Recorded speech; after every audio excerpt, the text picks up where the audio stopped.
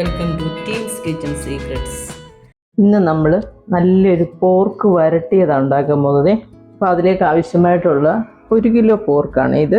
നന്നായിട്ട് പീസാക്കി വെള്ളത്തിൽ കുറച്ച് ഉപ്പും വിനിഗറും കൂടെ ഒഴിച്ച് കുറേ നേരം വെക്കണേ. ഒരു 10 മിനിറ്റോളമെങ്കിലും ഒക്കെ വെച്ചിട്ട് നന്നായിട്ട് വാഷ് ചെയ്തെടുക്കണേ. അപ്പോൾ അതിൻ്റെ ഒരു സ്മെല്ല് ചിലർക്ക് ഇഷ്ടമാകത്തില്ല, എൻ്റെ സ്മെല്ലൊക്കെ. അപ്പോൾ അതൊക്കെ അങ്ങ് മാറി കിട്ടുവേ. പിന്നെ നമുക്ക് വലിയൊരു സവോള, ചെറിയ സവോളയാണ്, 2 മീഡിയം സൈസ് സവോള ഇതുപോലെ അരിഞ്ഞെടുക്കണേ. പിന്നെ നമുക്ക് നല്ലൊരു പീസ് ഇഞ്ചി, അത് ഇതുപോലെ നീളത്തിൽ അരിഞ്ഞ് വെച്ചേക്കണേ. പിന്നെ ഒരു 10-15 വെളുത്തുള്ളി. പിന്നെ നമ്മുടെ ആവശ്യത്തിന് തേങ്ങാക്കൊത്തൊക്കെ നമ്മുടെ ആവശ്യത്തിന് ഇടാം. അതിന് പ്രത്യേകിച്ച് അളവൊന്നുമില്ല കേട്ടോ. കൂടുതൽ ഇഷ്ടമുള്ളവർക്ക് കുറച്ച് കൂടുതലിടാം. പിന്നെ ഒരു 3 പച്ചമുളകും കൂടെ ഞാൻ എടുത്തിട്ടുണ്ട്.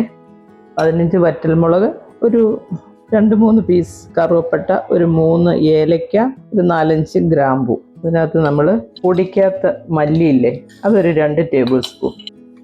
ഇതെല്ലാം കൂടെ നന്നായിട്ട് നമ്മളൊന്ന് ചൂടാക്കി ഒന്ന് പൊടിച്ചെടുക്കണം. പൊടിയായിട്ടെന്ന് പറഞ്ഞാൽ അങ്ങ് ഫൈൻ പൊടിയൊന്നും ആകണ്ട കേട്ടോ.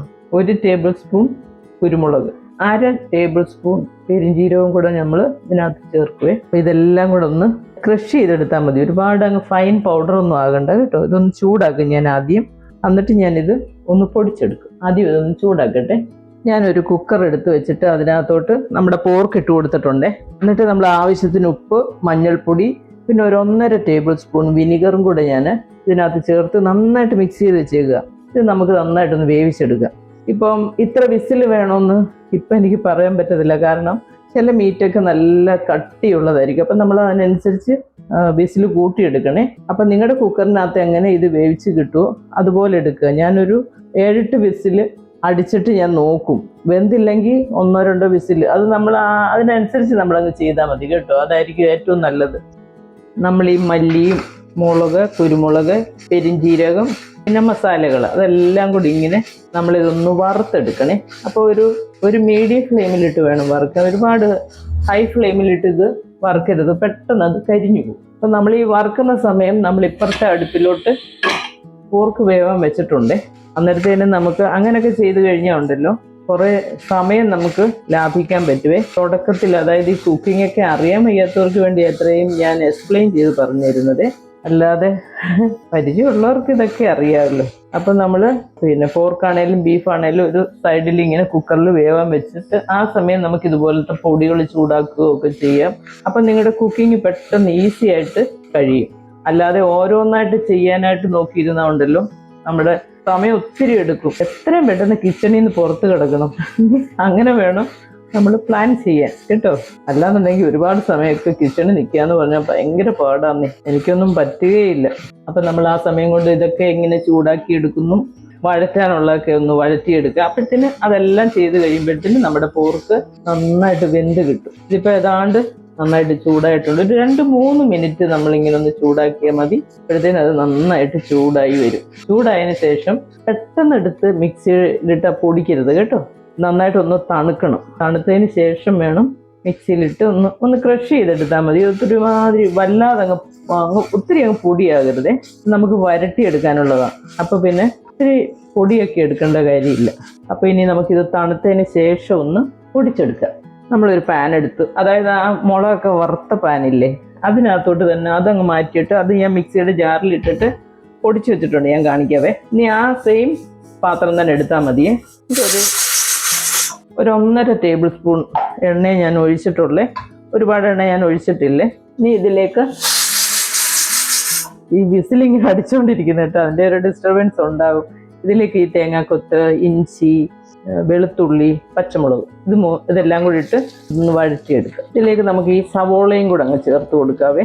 ഒരു 3-4 മിനിറ്റ് നമുക്കിതൊന്ന് വഴറ്റിയെടുക്കാം. ഞാൻ ഈ മുളക്, മല്ലി, കുരുമുളക് അതെല്ലാം കൂടെ ഇതുപോലെ ക്രഷ് ചെയ്തെടുത്തിട്ടുണ്ട്. അധികം പൊടിഞ്ഞിട്ടില്ല കണ്ടോ, ഇതിങ്ങനെ കിടക്കണേ. ഇത് 2-3 മിനിറ്റ് ആയിട്ടുണ്ട് ഞാൻ വഴറ്റാൻ തുടങ്ങിയിട്ട്. ഇനി നമുക്ക് ആവശ്യത്തിന് കറിവേപ്പില ഇട്ട് കൊടുക്കാവേ. ഈ ഫ്രൈക്കകത്തൊക്കെ ഉണ്ടല്ലോ, നല്ല പോലെ കറിവേപ്പില ഇട്ടാലുള്ള ഒരു പ്രത്യേക ഒരു നല്ലൊരു മണവും നല്ലൊരു ടേസ്റ്റും ഒക്കെയാണ്. എൻ്റെ പോർക്ക് ഇവിടെ വിസിലൊക്കെ കഴിഞ്ഞ് ഞാനിങ്ങനെ വെച്ചേക്കും. ഇനിയിപ്പോൾ അതിൻ്റെ ആ ഒരു ഗ്യാസ് ഒന്ന് പോയിട്ട് നമുക്ക് നോക്കണം അത് വെന്തിട്ടുണ്ടോന്നേ. വെന്തില്ലെങ്കിൽ 1-2 വിസിലും കൂടെ അടിച്ചാൽ മതി. അത് നമ്മൾ അതൊന്ന് തൊട്ട് നോക്കിയിട്ട് ചെയ്താൽ മതി. ചിലത് പെട്ടെന്ന് വേവും. അപ്പൊ നമ്മൾ ഒത്തിരി അങ്ങ് കലങ്ങി പോകുന്നതും ചില സമയം അതൊക്കെ ഉണ്ടാകാറുണ്ട് കേട്ടോ. നന്നായിട്ടൊക്കെ വെന്തു പോകും.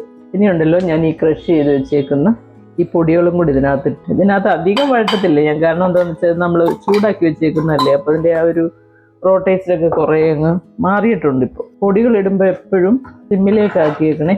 പിന്നെ ഒരു സ്വല്പം മഞ്ഞൾപ്പൊടിയും കൂടെ, നമ്മൾ പോർക്കിനകത്ത് മഞ്ഞൾപ്പൊടി ഇട്ടാണ് വേവിച്ചേക്കുന്നത്.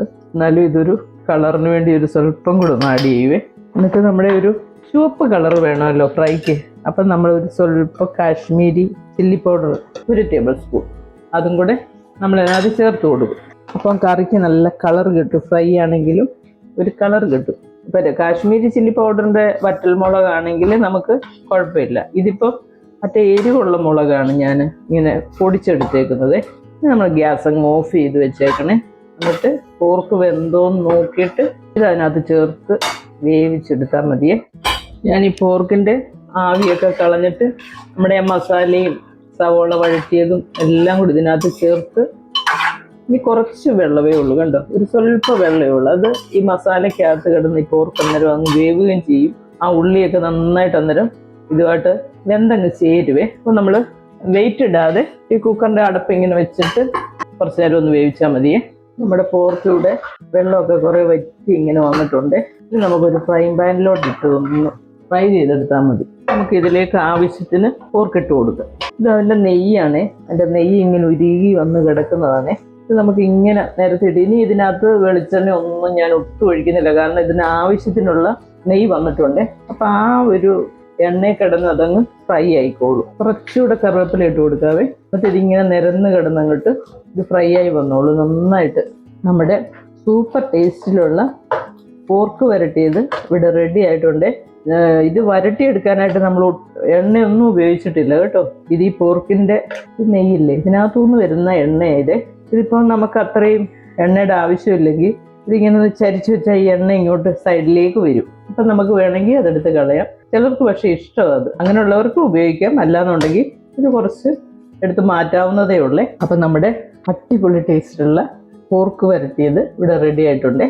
എല്ലാവരും ട്രൈ ചെയ്യണം. ഇത് കപ്പയുടെയും ചോറിൻ്റെയും ചപ്പാത്തിയുടെയും എല്ലാത്തിൻ്റെയും കൂടെ നന്നായിട്ട് പോകും കേട്ടോ. ഇവിടെ നല്ല അടിപൊളി ഒരു സാലഡും കൂടെ ഉണ്ടെങ്കിൽ നല്ല ടേസ്റ്റ് ആയിരിക്കും കേട്ടോ. അപ്പം എല്ലാവരും ഇത് ട്രൈ ചെയ്യുക. ഇഷ്ടമാവുകയാണെങ്കിൽ ലൈക്ക് ചെയ്യുകയും ഷെയർ ചെയ്യുകയും സബ്സ്ക്രൈബ് ചെയ്യുകയും ചെയ്യണം. നമുക്ക് അടുത്തൊരു വീഡിയോ ആയിട്ട് അടുത്ത ദിവസം കാണാം. Thank you.